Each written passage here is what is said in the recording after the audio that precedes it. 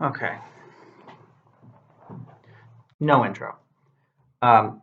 This video, we're going to cover XP. We're not going to cover character advancement options. We're not going to cover things like feats or multiclassing or any of that other stuff. We're strictly going to cover XP. What we're using for this campaign, I'm calling like an alternative milestone system. There are going to be 4 types of XP in that we use for your character advancement. First one is group milestone, second one is personal milestone, third one is session XP, and the fourth one is fate points. That last one, I know, not technically a type of XP, but I'm going to award it as if it was XP. Okay, and I'll cover that in a minute. So this is all we have to cover, and we're going to go through it one piece at a time. So group milestone. This is a type of XP that's going to be granted whenever the group achieves a goal or makes some substantial plot adventure progress, right? So that's completing a quest, clearing out a dungeon, etc., that kind of stuff. These are going to be sort of medium amounts of XP, and they're going to be semi-regularly available to you guys, right? Now, you guys could be the ones to decide what the group milestones are going to be. Otherwise, I will identify them for you, and I expect over the course of the campaign that both of those things will happen, right? If the group decides they're going to focus on this one quest or this one thing that they want to resolve, then that will become a milestone, and there might be several milestones associated with it. Moving right along, we've got personal milestones. Personal milestone XP is just like group XP, except it's a lump sum of XP points that can be granted when a specific character achieves some goal related to their backstory or whatever their shtick is, right? Whatever the thing is that lights your character on fire, that's the thing that you need to accomplish in order to get a personal milestone payout of XP. I expect this to happen to you guys a lot less frequently, talking about like once a tier rather than, a couple of times a level like I would think we would see with group milestones. These are, for that reason, going to be the highest amounts of XP that you guys can receive at all, and the least frequent as well. I expect you guys to be setting these goals. Now, if you can't think of one, you should ask me, and I'll make some recommendations, and you can just pick one of those, right? It should be something you should be getting this XP.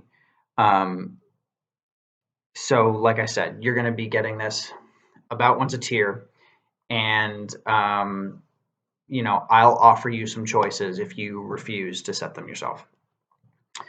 The third type of XP is called session XP. You can think of this like participation points. It's largely there to make sure that even if we have a very slow session where there's not combat, you guys aren't solving puzzles or doing a lot of role playing, maybe you guys are spending a lot of time struggling with one specific thing, or you just need to spend a session doing downtime activities that would otherwise not qualify for any kind of like milestone experience. You guys can still get something because everything that your characters do should add to their level of expertise as adventurers, right? So session XP is you're gonna get it every single session, and if you just show up to the session, you get 100% of the session XP. If you don't show up to the session, you get 50% of the session XP. Nobody can make every single session. And theoretically, even if you're not there, your character is still going to be contributing meaningfully either to combat or conversation or something, right? So that's what session XP does, or that's how it works, rather. These are going to be the most frequent. You get them every single time, regardless of what happens during the session. And they're also probably going to be the smallest amounts of XP that you can earn, right? With the exception of maybe a spot bonus. We'll get to those in a future episode. For the time being, there's only one other type of experience we need to talk about, and it's number 4, fate points, right? Fate points are the last component of character advancement, okay? They're also going to be something that you accumulate at a relatively slow pace. You don't earn thousands of fate points at a time. You earn one per level. You all start with one fate point, and the group also starts with a group fate point. I know we've talked about fate points in the past, so we're not going to rehash the entire system, but very basically, personal fate points can be spent for personal advantages, and group fate points are spent on group advantages, right?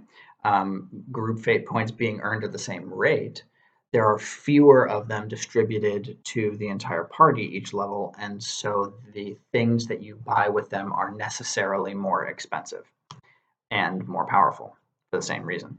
The Google Drive doc that I shared with you guys is open, and you should feel free to add to it, make comments if you don't feel comfortable, or color your text if you don't feel comfortable overwriting what I've already put in there.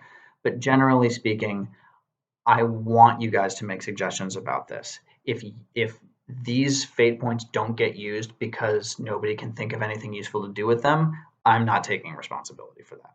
You guys are 3 brains and I'm 1. So come up with some badass stuff that you want to do with your fate points and spend them in the game to get those effects, right? The only difference between your effects and mine is maybe how much they cost. So bring me your ideas and I will review them happily. Okay, cool.